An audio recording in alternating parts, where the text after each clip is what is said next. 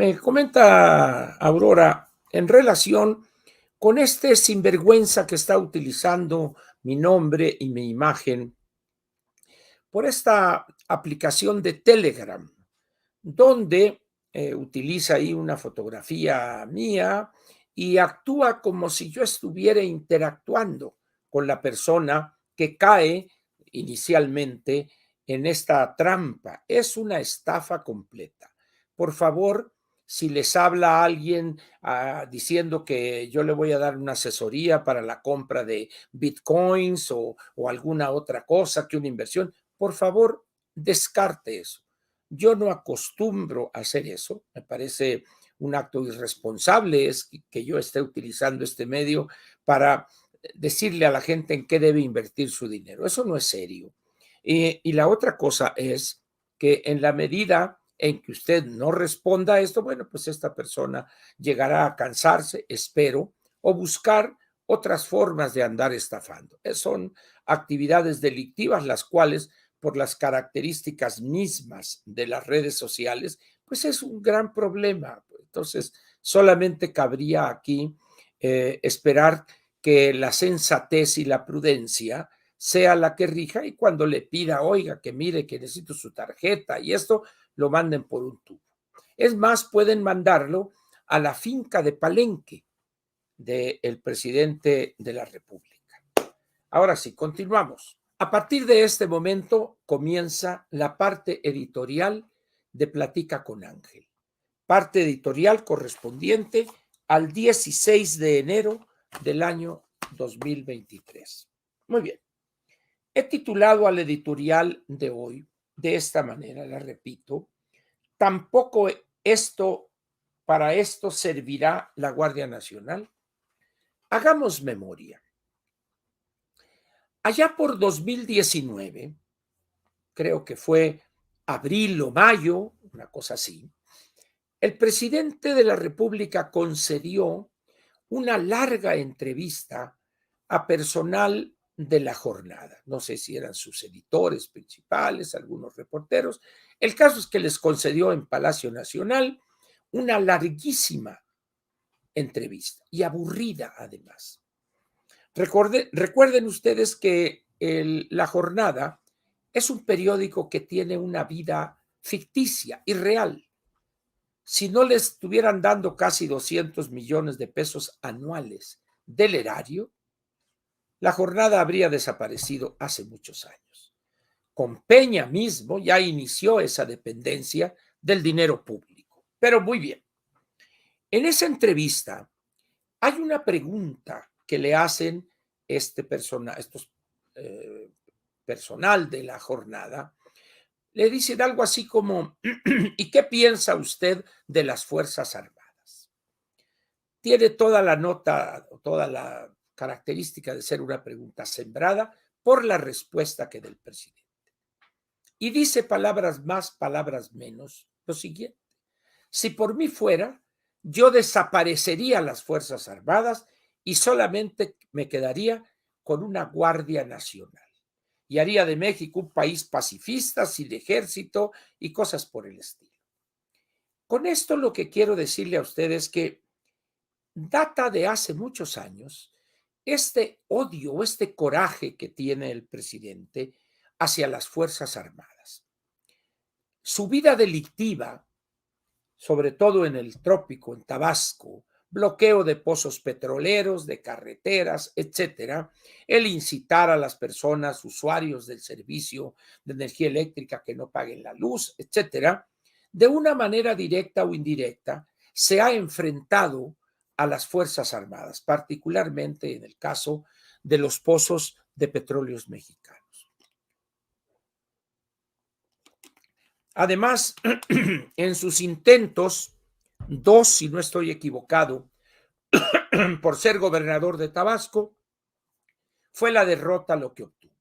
Entonces, él tiene esa visión en contra de las Fuerzas Armadas. Además, habiéndose formado en los años 70, pues en aquellos turbulentos años, era normal que las Fuerzas Armadas tomaran universidades participaran en la represión y extinción de grupos guerrilleros o grupos, como se decía en aquellos tiempos, perdón, grupos subversivos, se decía. Entonces, es un cóctel raro el que ha alimentado la mente de López frente a las Fuerzas Armadas.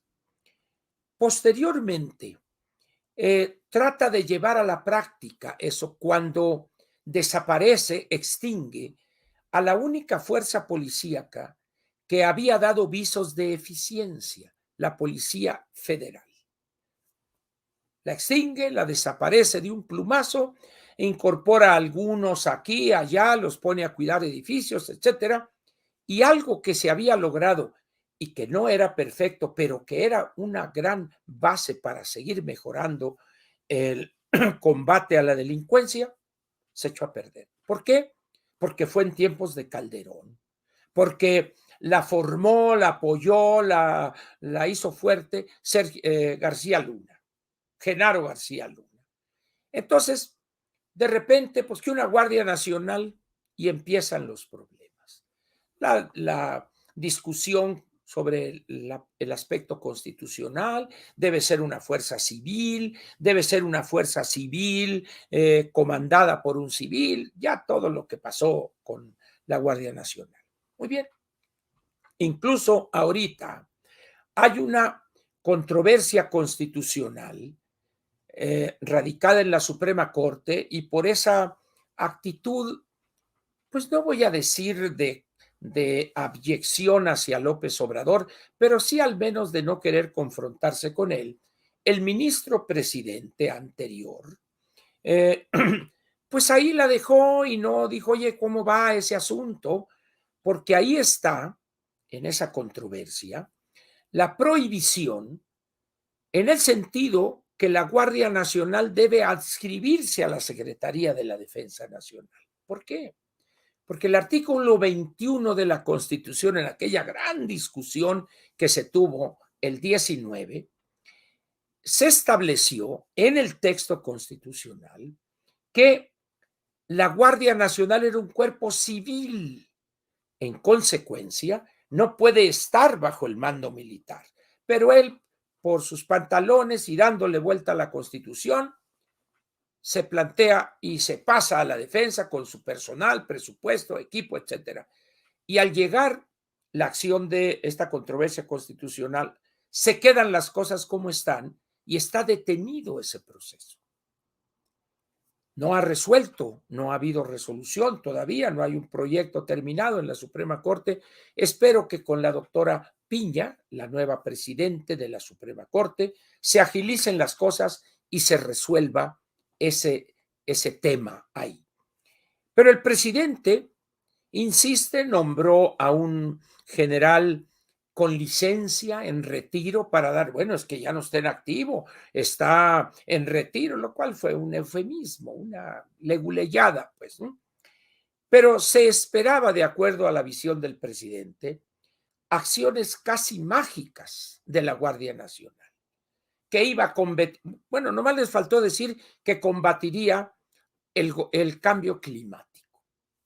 La verdad, con todo respeto a sus integrantes, que ellos no son los responsables, sino las políticas públicas que ha definido López Obrador en eso de abrazos, no balazos y tonterías así, y librazos de la esposa del presidente, la doctora en ciencias ocultas, Beatriz Gutiérrez Müller, ¿no?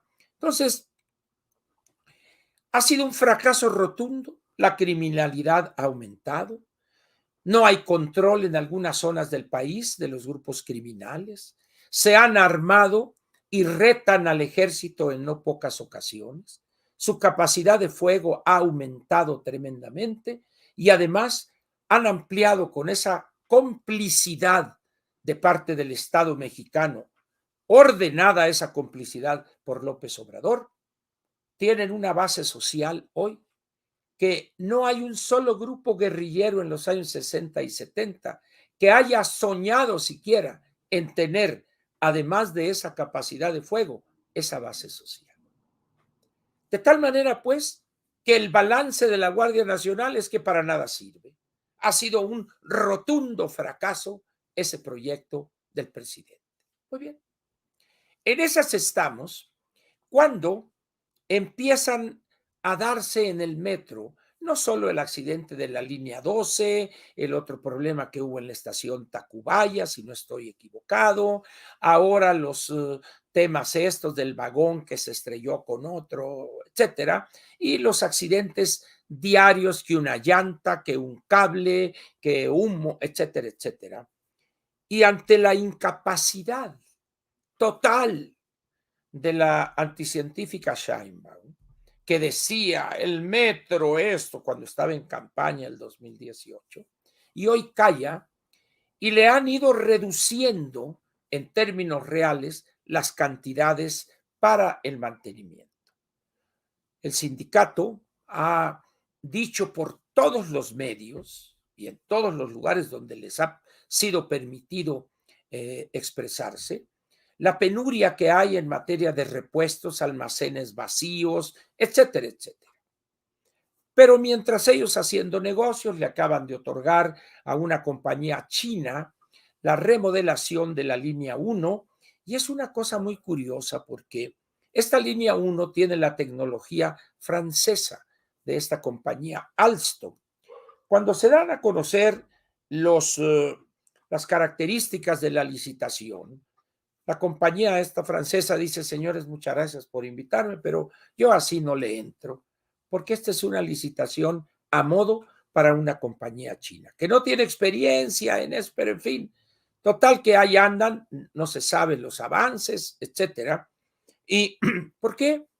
Porque hay con este gobierno una propensión a recibir inversión de empresas ligadas, que todas las grandes empresas en la República Popular China, a querer y no, están ligadas o al Partido Comunista o al Ejército Popular de Liberación. En esas condiciones, el metro empieza, como dice la gente coloquialmente, a dar de sí. Es decir, empieza el cansancio en términos de la fatiga de ciertos materiales, al no haber repuestos, condiciones difíciles en el metro, y empiezan a darse una serie de, ellos le llaman incidentes, en otros casos lo correcto sería llamar fallas en el servicio, y no encontraron mejor excusa que decir es sabotaje. Están queriendo dañar políticamente a la doctora anticientífica Claudia Sheinbaum Pardo. Bueno, pues hay que apoyarla. Y qué mejor que enviarle 6,100 o 6,060 elementos de eso que parece ser el mentolatum. No sé si recuerden, los que ya tengan la edad que yo tengo, se acordarán de que el mentolatum era un ungüento que se vendía en unos tacitas, así, tazoncitos metálicos, que era como el vaporú, que tenía gripa, órale, a frotarle con el mentolatum. Y que esto, que la nariz tapada, ponle mentolatum. El mentolatum servía para todo. Así está la Guardia Nacional al grado que la distribuyen en las líneas del metro, en las estaciones. Yo no sé si estas personas que llegaron ahí uniformadas, muy respetuosos, se ven muy marciales, son especialistas en este tipo de tecnología, la que utiliza el metro.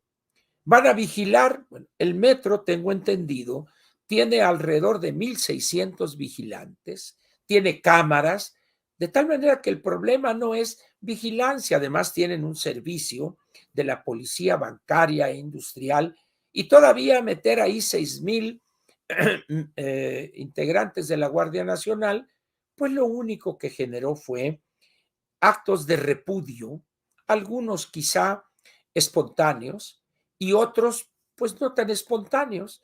De repente aparece un grupo de damas, de mujeres jóvenes, encapuchadas y con instrumentos ideológicos tan importantes y de gran contundencia como los marros, los martillos y empiezan a romper y destruir los torniquetes, lectores de tarjetas. Y dice uno, ¿y dónde está la Guardia Nacional? Pues escondida, porque ella llegó ahí a cuidar el orden, no a cuidar el desorden. Y así, y que se soltaron unos vagones y que otro sabotaje, y que alguien que tiró una cerveza, que tiró una envase de una caguama, etcétera. Una serie de cosas ridículas. Pero con tan pocos días de presencia de la Guardia Nacional en las instalaciones del metro, ahora dicen que los van a poner en los talleres del metro. Bueno, pues pónganlos donde quieran. Pero resulta que el centro de control no lo han construido, el que se quemó. Hay un problema de comunicación entre pues, el centro de control, cualquier cosa que sea esto, y los trenes del conductor, etcétera. Total que el metro es un desastre completo. Y era de esperarse. Recuerdo yo bien en las participaciones de la científica, como se le llamaba en aquel entonces, a Claudia Sheinbaum Pardo, gobernaré con la ciencia, decía, me acompañará un grupo de científicos. Y cuando los ve uno y dice, si estos son los científicos, pues yo creo que los sacaron de algún cómics de los super sabios, porque son ineptos a más no poder, o yo no sé qué tenga de científico el porro de Martí Batres. Y así por el estilo. En estos pocos días, pues, decía, la Guardia Nacional, pues ya, la realidad la ha rebasado, los accidentes van a seguir. La única cosa positiva que han alcanzado a sacar de la Guardia Nacional es cuando uno de sus elementos viene una señora con un niño y unas bolsas y él, amable, acude a ayudar a la señora con las bolsas, el niño, para ayudarla a que entre al vagón. Ese es el único triunfo que ha tenido la Guardia Nacional en esta aventura en el metro. ¿Qué se puede decir, pues, repito, de esta incursión de la Guardia Nacional? Pues lo mismo que se dijo del combate al crimen organizado y al desorganizado. Un rotundo fracaso. ¿Qué le queda a la anticientífica y al gobierno federal en relación con este medio de transporte que es la columna vertebral del transporte público en la Ciudad de México y partes de la zona conurbada? Hacer lo que se debió haber hecho desde hace 4 años. Apoyar al metro con cantidades mucho más grandes que las actuales que se destinan para mantenimiento, para reposición de algunos equipos, etcétera, etcétera. Sin embargo, el metro no era ni es un proyecto prioritario para el presidente. A él, háblenle de Dos Bocas, de Tren Maya, del Chaifa, porque ya del tren transoceánico, transísmico, ya no se habla. ¿Dinero tienen para apoyar al metro? No, no tienen. ¿Están dispuestos a bajarle en esta etapa a Dos Bocas o a Tren Maya? Tampoco. ¿Que la economía está creciendo para sacar dinero? No, está en un estancamiento que va cayendo poco a poquito, de tal manera que los pronósticos para este año son 0.9% y no el 3% que proyecta la Secretaría de Hacienda. Con todos estos elementos, ¿qué es lo que podemos concluir? Primero, a problemas específicos, necesitamos desarrollar también soluciones específicas donde los elementos constitutivos de esa solución sean los adecuados. Pero cuando un gobierno inepto como este dice la Guardia Nacional que vayan 6,000, pues no es un problema militar, no es un problema de narcotráfico dentro del metro, es un problema de mantenimiento de su equipo rodante.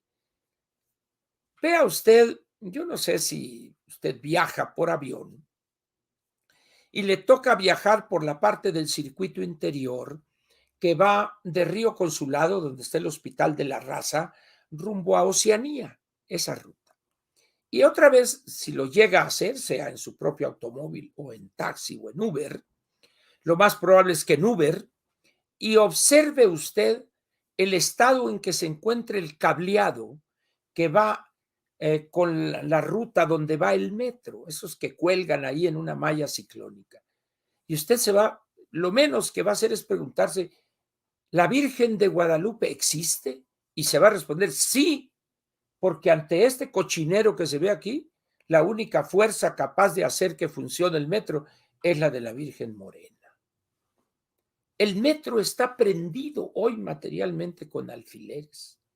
Y el presidente piensa en sabotaje y en proteger políticamente quizá al, a la persona más inepta y servil del gabinete. Bueno, ella no es parte del gabinete, ella es jefa de gobierno, pero de esas personas cercanas a López Obrador. En esas condiciones, la Guardia Nacional o no Guardia Nacional, lo que va a obtener, que ya se ve que lo va a obtener, es un rotundo fracaso, igual que el que ha obtenido en la lucha contra la delincuencia organizada. En esas condiciones, pues, ¿qué hacer?